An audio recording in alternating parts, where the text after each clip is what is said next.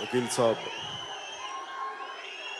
ఈ ఫంక్షన్ కోసం వచ్చిన టీవీల్లో వీక్షిస్తున్న ప్రతి ఒక్కరికి, అభిమానులకి, ఆడపడుచులకి, పెద్దలకి, ఈ ఆడిటోరియంలో ఉన్న అతిథులకి, పెద్దలకి, ఆడపడుచులకి, నాకు గుండె చప్పులైన నా అభిమానులకి, ప్రతి ఒక్కరికి పేరు పేరున నా హృదయపూర్వక నమస్కారాలు. ఈ సినిమా ఫంక్షన్ చాలా సంవత్సరాలు అయిపోయింది కదా. ఇప్పుడు బండ్ల గణేష్ లాగా మనం మాట్లాడలేము. ఏదో పొలిటికల్ సభలు అయితే ఏదో మాట్లాడచ్చు, కానీ ఇక్కడికి వచ్చి ఏం మాట్లాడమంటారు కష్టమే. నాకు 3 సంవత్సరాలు నేను సినిమా చేయలేదు అన్న భావన నాకు కలగలేదు. ఎప్పుడు నేను నా గుండె, నా మనస్సు మన దేశం కోసం, మీకోసం కొట్టుకుంటా తప్ప ఏ పని చేసినా, ఒక పుస్తకం చదివినా, ఒక వాక్యం రాసుకున్నా మన సమాజం కోసం, మన దేశం కోసం ఉంటుంది. కాబట్టి సినిమాల్లో నేను 3 సంవత్సరాలు నేను చేయలేదంటే నాకు అసలు అనిపించలేదు, నా కాలం అనిపించలేదు. అలాగే నేను ఇందాక మీరు ఇంటుంటేనే విన్నాను, సినిమా పరిశ్రమకు వచ్చి నేను 24 సంవత్సరాలు అయిందంటే కూడా నాకు తెలియట్లేదు. నాకు దిల్ రాజు గారు లాంటి వ్యక్తితోటి తెలుగు చిత్ర పరిశ్రమలో ఒక మహోన్నతమైన స్థానానికి వెళ్ళి చాలా అద్భుతమైన విజయాలు సాధించి, అలాంటి నిర్మాత నాతో సినిమా చేయడానికి నిజంగా నేను చాలా అదృష్టంగా భావిస్తున్నాను. ఎందుకు చెప్తున్నానంటే ఈ మాట, ఎప్పుడు నేను కళలు కనేవాళ్ళని నేను చాలా ఇష్టపడతాను. నేను ఏదైనా సరే ఒక కళ కనాలి, ఇది నేను సాధిస్తాను, ఈ స్థాయికి వెళ్తాను. అది శేషేంద్ర గారు చెప్పినట్టుగా కళలు కను, కళలు కను, కళలు కను. నీ కళల్ని తొక్కుతూ నడుస్తున్న పాదాలని ఖండించే వరకు కళలు కను. అలా ఎన్నో కళలు కన్నారు ఆయన. ఎన్నో నా సినిమాలన్నీ దాదాపు ఆయన డిస్ట్రిబ్యూషన్ చేసి, సినిమా చేయకూడదు అనుకోలేదు, చేయాలనుకోలేదు. ఎప్పుడు మా ఇద్దరికి కలయిక ఎప్పుడు జరగలేదు. కానీ ఈ రకంగా వకీల్ సాబ్ ద్వారా జరగటం నాకు నిజంగా చాలా ఆనందంగా ఉంది. ఆయన లాంటి ఒక అద్భుతమైన నిర్మాతను ఇంకా ముందుగానే చేస్తుంటే చాలా బాగుండేది అనిపించింది. కానీ మనం మనస్ఫూర్తిగా చెప్తాను. కాకపోతే నాకు సినిమాల కోసం నేను కథలు అడగలేను. నా కోసం సినిమాలు చేయండి, ఆలోచించండి, నేను ఎవరిని అడగలేను, యాచించలేను. అది నా దురదృష్టం. అడగలేను. అలాగే ఇందాక వేణు శ్రీరామ్ గారు మాట్లాడుతూ, నేను ఒక టైలర్ కొడుకుని నాకు అదృష్టం వచ్చిందని నాకు ఒకటే అనిపించింది. తను వింటుంటే ఒకటే మాట అనిపించింది. నా తండ్రి ఒక కానిస్టేబుల్, పోలీస్ కానిస్టేబుల్ జీవితాన్ని ప్రారంభించిన, అలాంటి స్థాయి నుంచి వచ్చిన మేము ఏ వృత్తి ఎక్కువ కాదు, ఏ వృత్తి తక్కువ కాదు అని సమానం. డిగ్నిటీ ఆఫ్ లేబర్ గౌరవించే వ్యక్తిని. కానీ నాకు చిన్న స్థాయి నుంచి వచ్చే వ్యక్తులు పైకి ఎదుగుతుంటే, ఈ రోజున వేణు శ్రీరామ్ గారు తెలంగాణలోని కరీంనగర్ నుంచి అక్కడ చదువుకుంటూ ఉస్మానియా యూనివర్సిటీలో విద్యాభ్యాసం చేస్తూ, ఆయన ఊళ్ళో ఉన్నప్పుడు సుద్దాల అశోక్ తేజ గారు ఆయనకి టీచర్గా ఉండి, ఇలాంటి వ్యక్తి ఈ స్థాయికి వచ్చి సినిమా చేయటం అంటే ఆ అవకాశం నేను ఇచ్చేది కాదు, ఎవరిచ్చేది కాదు. స్వశక్తితోటి తను సంపాదించుకుంది ఈ రోజున స్థానం. ఎవరిచ్చేది కాదు. వారి తల్లిదండ్రుల కష్టం, వారి పుణ్యం, వారి కుటుంబ సభ్యుల శ్రమ, తోడ్పాటు, ఆయన మేధాశక్తి, ఆయన మేధస్సు, ఇలాంటి అవకాశాలు తీసుకొస్తే తప్ప ఎవరో ఒక పవన్ కళ్యాణ్ ఇస్తున్న, ఇంకొకళ్ళు ఎవరిస్తున్న వచ్చేది కాదు. స్వశక్తితో సంపాదించుకుంది ఈ రోజున. ఇలాంటి ఒక చక్కని దర్శకుడి దగ్గర నేను చెప్తున్నాను మీకు ఈ రోజున, ఇలాంటి చక్కని దర్శకుడి దగ్గర నాకు నటించడం నేను అదృష్టంగా భావిస్తున్నాను. మనస్ఫూర్తిగా. అలాగే సినిమా చేయడానికి నేను ఎప్పుడు సినిమాలు చేయకూడదు అనుకోలేదు, నేను యాక్టరే కావాలనుకోలేదు. నేను సభలో కూడా చెప్పాను, నేను ఎప్పుడు నటుడు అవ్వాలనుకోలేదు.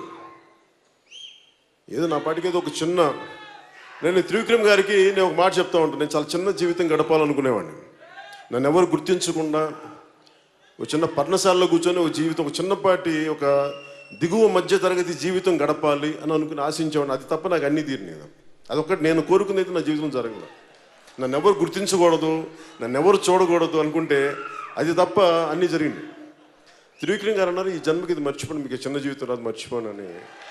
ఇప్పుడు సెటిల్ అవ్వాల్సి వచ్చింది. అంటే నాకు నటుడు అవ్వాలనుకుంటే నేను అనుకోలే. కాకపోతే నేను ఏం కోరుకుంటానంటే సీఎం జరగాల పది మనం కోరుకుంటే వచ్చేది కాదు. మీ గుండెల్లో స్థానం సంపాదిస్తాను నేను కలగన్నానా? నా పని నేను చేసుకుంటూ వెళ్ళిపోయాను. సమాజం కోసం, దేశం కోసం మన పని మనం చేసుకుంటూ వెళ్ళిపోతాం. అది ఉన్నతమైన స్థానం ఇచ్చిన సంతోషం. మీ గుండెల్లో మించిన ఉన్నతమైన స్థానం నాకు ఏది ఎక్కువగా, దేని ముందు మీ గుండెల్లో ఉన్న ఉన్నత స్థానం అంటే మించింది ఏది లేదు. అంతే. దాంతోపాటు ఇదేనా వస్తే చూద్దాం అంతే తప్ప నేను దానికోసం వెంపర్లాడే వ్యక్తిని కాదు. ఏమి ఆశించకుండా నేను సమాజం కోసం పనిచేసే వ్యక్తిని, సమాజ హితం కోసం పనిచేసే వ్యక్తిని. సినిమాని కూడా అనేక సందర్భాల్లో కూడా చెప్పాను. నిన్న తిరుపతి మీటింగ్లో ఏదో మాట్లాడుతూ అక్కడ నేను ఒక బాలాజీ కాలనీలో అని చెప్పి అక్కడ నేను యోగాభ్యాసం చేసేవాడిని. రామ్లాల్ ప్రభుజీ అని చెప్పి దత్తాత్రేయుడి 12వ అవతారం అయిన రామ్లాల్ ప్రభుజీ గారి పరంపరలో వచ్చిన నృసింహ సరస్వతి గారి ఆ యోగ పరంపరలో నేను శక్తిపాతం ద్వారా నేను ఆ యోగాభ్యాసం చేస్తూ ఉంటే ఆ టైంలో నాకున్న కోరిక ఏంటంటే ఎంతసేపు సెల్ఫ్ రియలైజేషన్ మీద ఉండేది తప్ప, ఆత్మశోధన మీద ఉండేది తప్ప జీవితం మీద ఉండేది కాదు. అలాంటి పరిస్థితుల్లో మా అన్నయ్య చిరంజీవి గారు అన్న మాట నన్ను నటుని చేసిన. ఆయన అన్న మాటలు ఏంటంటే, నీకు చిరంజీవి గారిలా నీకు నాలాంటి అన్నయ్య ఉండి పోషించడానికి, అంటే అన్నదమ్ములు నీకు నీ మీద ఆధారపడేవారు లేరు, ఆధారపడే కుటుంబ సభ్యులు లేరు. ఇవి కాకుండా నువ్వు ఒక నటుడయ్యి ఏదో ఒక పని చేసుకొని ఇదే స్పిరిచువాలిటీ గురించి మాట్లాడగలవంటే నాకు ఆ రోజు నిజమే అనిపించింది. ఆయన ఆ రోజు అన్న మాటలు నన్ను ఈరోజు మీ ముందు ఇలా నిలబెట్టినాయి. ఆ మాటలే ఈరోజు నన్ను రాజకీయాలకు తీసుకెళ్ళినాయి. ఎందుకంటే నేనేం నమ్ముతానంటే, ముక్కు మూసుకొని తపస్సు చేసుకునే కంటే కూడా, మనకు పుణ్యం సాధించే కంటే కూడా, మన సెల్ఫ్ రియలైజేషన్ చేసే కంటే కూడా, కష్టాలు నష్టాలు అనుభవిస్తూ తిట్లు తింటూ కర్మయోగం చేయడం చాలా కష్టమైంది. అందుకే నేను కర్మయోగం చేయడానికి సిద్ధపడి ఈ రోజున భగవంతుడు నాకు అలాంటి అరుదైన అవకాశం ఇచ్చాడు.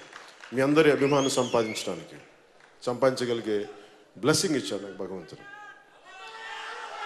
అలాగే వకీల్, నేను మీ అందరికీ తెలుసు, ఇక్కడ అందరూ చాలా పెద్ద చదువులు చదువుకున్న వాళ్ళు.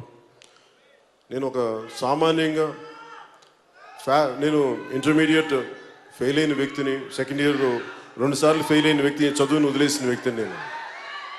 కాకపోతే నేను జ్ఞాన సముపార్జన చేస్తాను, చదువుతాను. అలాంటి జ్ఞానాన్ని ఆర్జించి పుస్తకాలు చదివే పరిస్థితుల్లో ఎందుకు చెప్తున్నానంటే, ఉదాహరణకి అంటే ఏ పరిస్థితుల్లో చెప్తున్నానంటే, వకీల్ సాబ్ అంటే నాకు తెలిసిన మొదటి వకీలు నాని పాల్కీవాలా గారు అని చెప్పి ఎమర్జెన్సీ టైంలో మనకి మానవ హక్కులు ఉల్లంఘన జరుగుతూ ఉంటే దానికోసం చాలా బలంగా వాదించిన వ్యక్తి కేశవానంద భారతి. మనకి ఈ కేసు మీద చాలా బలంగా వాదించిన వ్యక్తి. నాకు ఆయన స్ఫూర్తి. చిన్నప్పుడు ఎప్పుడు మా నాగబాబు గారు, మా సెకండ్ బ్రదరు, ఆయన లా చదివేటప్పుడు ఆయన ఒక నాని పాల్కీవాలా పుస్తకం చదివేవాడిని.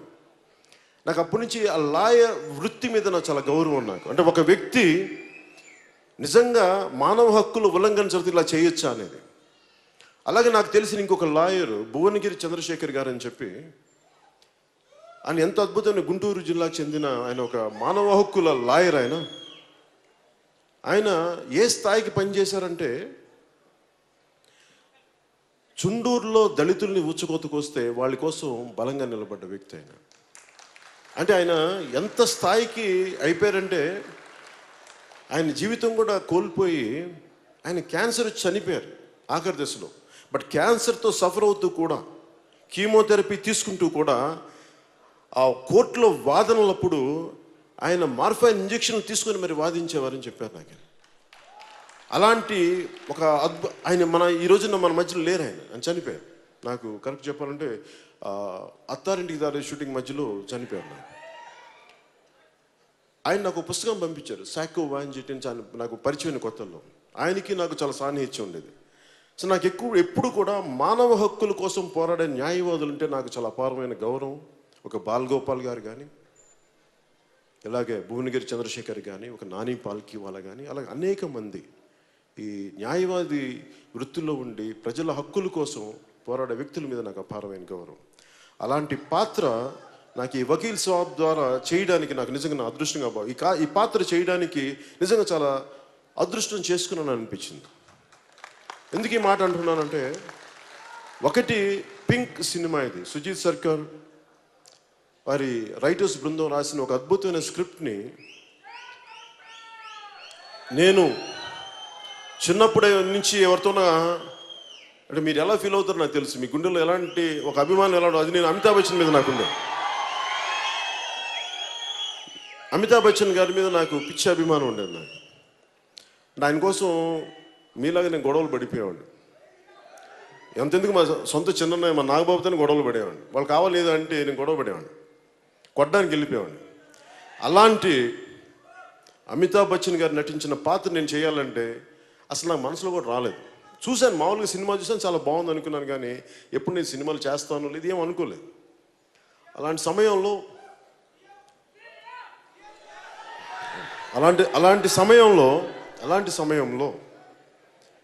నాకు త్రివిక్రమ్ శ్రీనివాస్ గారు ఒకరోజు ఫోన్ చేసి, ఇట్లాగా దిల్ రాజు గారు ఈ సినిమా ఒకటి ఉంది పింక్ అనేదంటే తమిళ్లో కూడా తీశారంటే నేను చూశాను. ఆ ట్రైలర్ ఏదో చూసిన తర్వాత సినిమా కూడా చూశాను. నేను సినిమా అనేది నా ప్రతి సినిమాలో కూడా సామాజిక స్పృహని ఎంతో కొంత చూపించాలని తపన పడేవాడిని.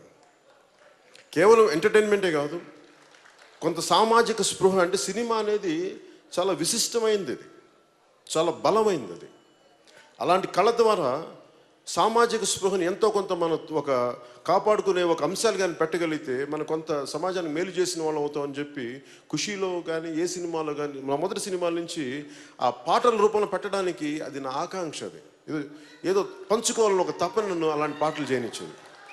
ఐటమ్ సాంగ్ బదులు దేశభక్తి పాటలను కోరుకునేవాడిని. చాలామంది చిరాకు వచ్చేది నేనంటే, మంచి గ్లామర్ పాటలు చేయొచ్చు కదా అంటే, నాకు అలా ఏమో నాకు దేశం గురించి మాట్లాడడంతో తృప్తి ఐటమ్ సాంగ్స్లో చేస్తే నాకు ఎప్పుడు తృప్తి రాలేదు. ఐటమ్ సాంగ్స్ నేను తప్పని కూడా చెప్పను. నాకు చేయడానికి నా ప్రిఫరెన్స్ పేట్రియాటిక్ సాంగ్స్. మరి ఒక్కోసారి మరి ఎక్కువసార్లు మన హరీష్ శంకర్ కానీ గణేష్ గారిని ఇబ్బంది పెట్టి నన్ను ఆ కెవ్వు క్యాక్స్ పాట చేయించారు. ఆ పాట చేయడానికి చచ్చిపోయాను నేను, చేయలేక. సరే ఏదో కళ్ళజోడు పెట్టుకొని కళ్ళజోడు ఒక ఎక్స్ప్రెషన్ కనిపించుకుని చేసేసుకుని వెళ్ళిపోయాను. కానీ కాకపోతే మీ ఆనందం కోసం కొంత నేను చేయడానికి కొన్ని సిద్ధం, కాకపోతే అది పరిమితులు మించకూడదని కోరుకుంటాను. సో మళ్ళీ ఈ వకీల్ సాబ్ సినిమాకి వస్తే, ఈ వకీల్ సాబ్ సినిమా నేను అక్క చెల్లెళ్ళతో పెరిగిన వాడిని. మా చెల్లెలు ఇక్కడే ఉంది. అక్క చెల్లెళ్ళతో పెరిగిన వాడిని, మా వదిన పెంపకంలో పెరిగిన వాడిని, మా తల్లి మా అమ్మ మా చిన్నమ్మలు వీళ్ళతోటి అత్యంత అన్యోన్యత మెలిగేవాడిని. ఎక్కువ మంది నా జీవితం చుట్టూ మా పెదనాన్న పిల్లలు కానీ నెల్లూరులో కానీ ఎక్కడైనా సరే నేను ఆడపడుచులు, మా అక్కలు కానీ మా పిన్నులు కానీ మా అత్తలు కానీ నన్ను గుండెల్లో పెట్టుకుని పెట్టారు. వాళ్ళ మీద ప్రేమ. నాకు ఎప్పుడు సినిమా పట్ల అంత గౌరవం. ఎందుకంటే స్త్రీ పాత్ర మీద నేను ఎప్పుడు కించపరిచే పద్ధతులు ఎందుకు చేయనంటే, నేను మా ఇంట్లో ప్రతి ఒక్కరు కూడా కలిసి ఒక కుటుంబంతో సినిమా చూడాలని కోరుకునేవాడిని. అందుకనే సాధ్యమైనంత మేరకు కొంత అది విలువలనే పెద్ద పదం అంటే కూడా కొంచెం అందరూ ఆమోదయోగ్యంగా చూడాలి, అలాంటి సన్నివేశాలు ఉండాలని కోరుకునేవాడిని. అలాంటి నాకు ఈ వకీల్ సాబ్ సినిమా ముఖ్యంగా మా స్త్రీ శక్తికి, నేను పూజించే ఆదిశక్తికి గౌరవంగా నాకు, మా అక్కలకి, మా చెల్లెళ్ళకి, మా ఆడపడుచులకి, ఇక్కడ వేదిక పైన ఉన్న ప్రతి ఒక్కరికి, టీవీల్లో వీక్షిస్తున్న ఆడపడుచులందరికీ, తల్లులందరికీ, ఆడబిడ్డలందరికీ ఇది మా వంతు యజ్ఞంలో మీకు ఇచ్చే గౌరవంలో భాగంగా మేము సైతం ఒక చిన్న ఉడతా భక్తిగా మీరు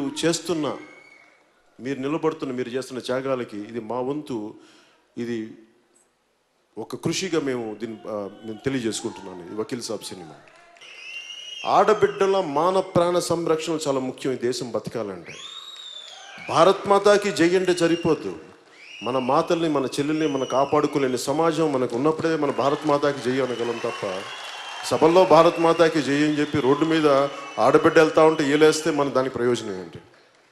సో ఎంతో కొంత మనదైన వంతు కృషి చేయాలి.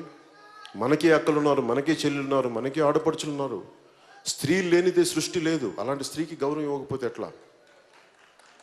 అలాంటి ఒక చక్కని అలాంటి నిస్సహాయ పరిస్థితిలో చిక్కుకున్న ముగ్గురు వర్కింగ్ ఉమెన్ కథ ఇది.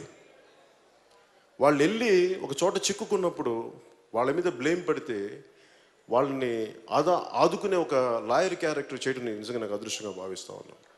ఆ ముగ్గురు అమ్మాయిలుగా అంజలి గారు, అనన్య గారు, నివేదిత థామస్ గారు చాలా అద్భుతంగా చేశారు. చాలా అద్భుతంగా ఫెంటాస్టిక్ బ్రిలియంట్ పెర్ఫార్మెన్సెస్ చేశారు. అన్ని సినిమాల్లో లాగా 2 డైలాగులు చెప్పి కట్టను కాదు, ఎంటైర్ సీన్. ఒక కోర్ట్ రూమ్ అంటే ఎంటైర్ సీను 6 కెమెరాలు పెట్టేసి ఒక నిజ జీవితంలో ఎలా వాదోపవాదాలు ఎలా జరుగుతాయి అలా చేసాం. ఇది కొంచెం నేను అన్ని సినిమాల కంటే కొంచెం ఎక్కువగా కష్టపడ్డాను ఈ సినిమా. ఎందుకంటే డైలాగులు నేర్చుకోవడానికి సినిమా వదిలేసి కూడా మీరు చెప్పిన ఇందాక అందరూ చెప్తుంటే చాలా సంవత్సరాలు అయిపోయింది కాబట్టి కొంచెం డైలాగులు చెప్తుంటే మొత్తం డైలాగులు రాక కొంచెం భయం వేసింది. అందులో కొంచెం ఒళ్ళు దగ్గర పెట్టుకుని చేశాను ఈ సినిమా. ముఖ్యంగా ప్రతివాదు లాయర్గా ప్రకాష్ రాజ్ గారు నటించడం చాలా వన్నె తెచ్చింది ఈ సినిమాకి. అంటే ఎందుకు మన వేణుగారు ఎందుకు నందా పెట్టారంటే మనకి బద్రీలో ఉన్నది బాగుంటుంది అంటే నాకు ఫైన్, సంతోషం అనిపించింది.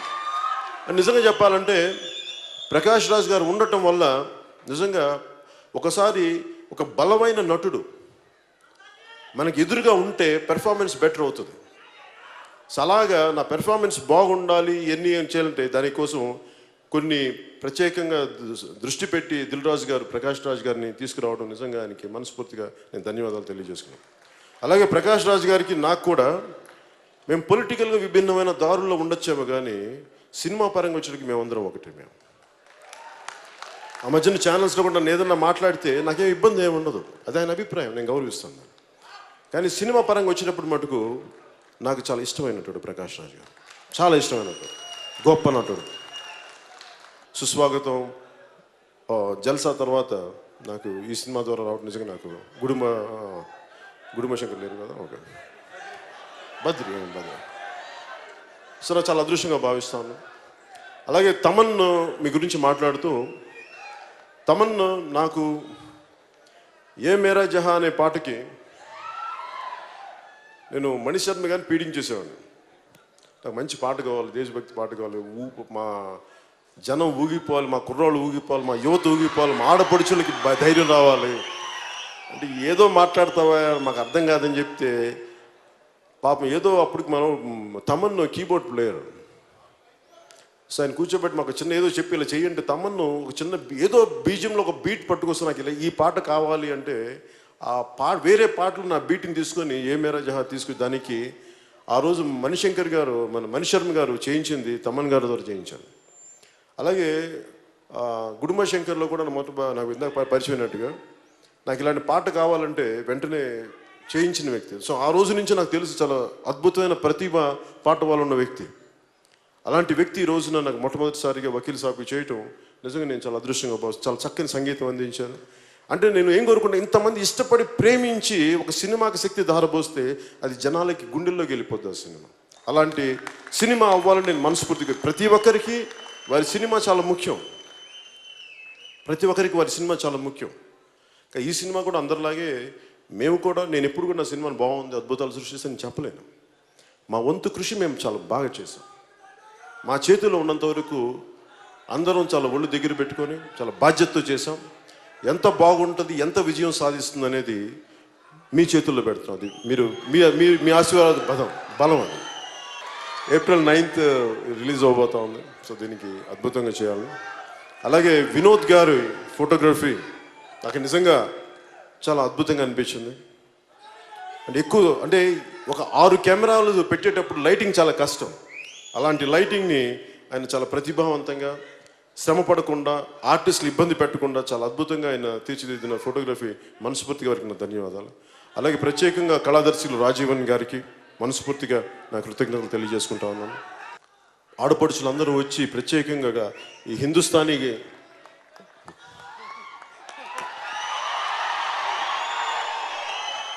వారందరికీ కూడా మనస్ఫూర్తిగా నా ధన్యవాదాలు తెలుపుకుంటా ఉన్నాను. నేను చాలా సంగీత ప్రియుడిని, నేను ఎక్కువ చెప్పకపోవచ్చేమో కానీ నేను చాలా సంగీత ప్రియుడిని. నేను జానీ ఖుషి అయిపోయిన తర్వాత చాలా కాలం సినిమాలు చేయలేదు.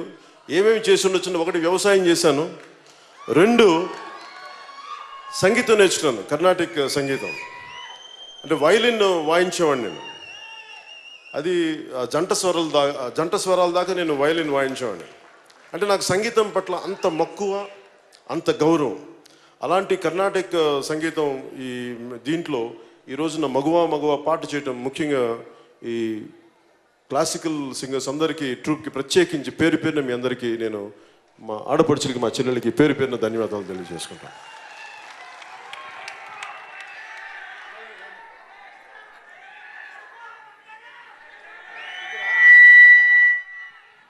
అలాగే శివమణి గారు నా అభిమాని. అంటే నేనంటే ఇంత ఇష్టం నాకు తెలియలేదు ఇప్పుడు దాకా. నన్ను పిలిచి డ్రమ్స్ వాయించే వరకు నాకు శివమణి గారు అంటే నిజంగా నాకు తెలీదు.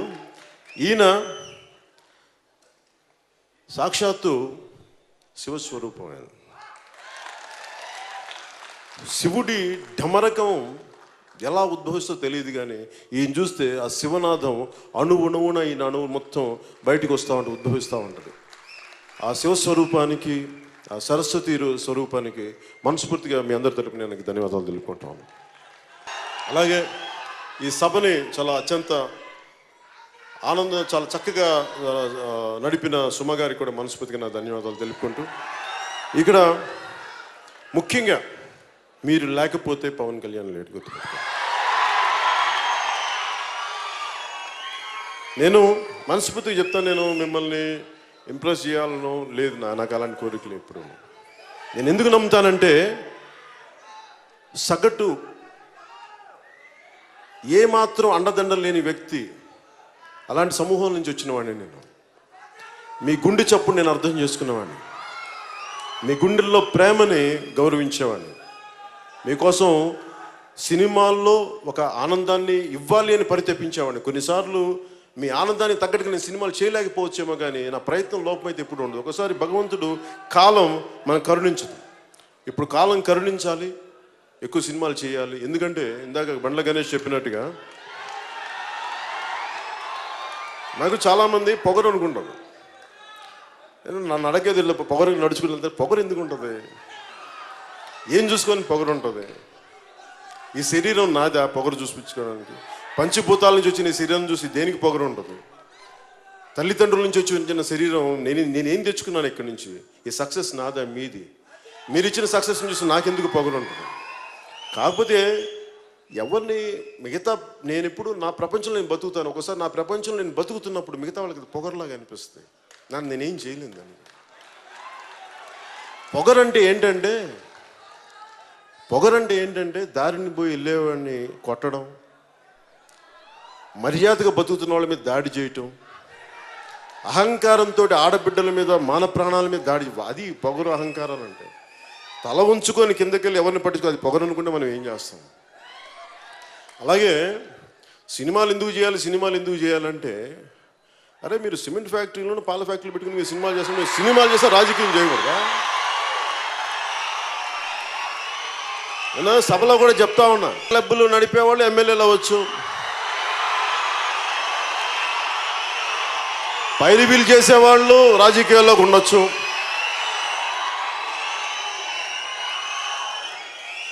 అసలు రాజకీయాల్లో చేసే వాళ్ళకి అత్యంత జీతం వచ్చేది ప్రధానమంత్రి గారికి 4 లక్షలు ఎంతో వస్తుంట, చీఫ్ మినిస్టర్కి 1.5 lakh అండి మన శాలరీ అంతే. మరి 1.5 లక్ష 4 లక్షలు వచ్చే 1 లక్ష లోపు వచ్చే ఎమ్మెల్యే పదవికి ఎందుకంటే మనం తప్పని పడిపోతారు? అంటే నేను ఒకటే చెప్పాను, సినిమాలు నేను అవినీతి చేయకుండా ఉండడానికి నేను సినిమాలు చేస్తున్నాను.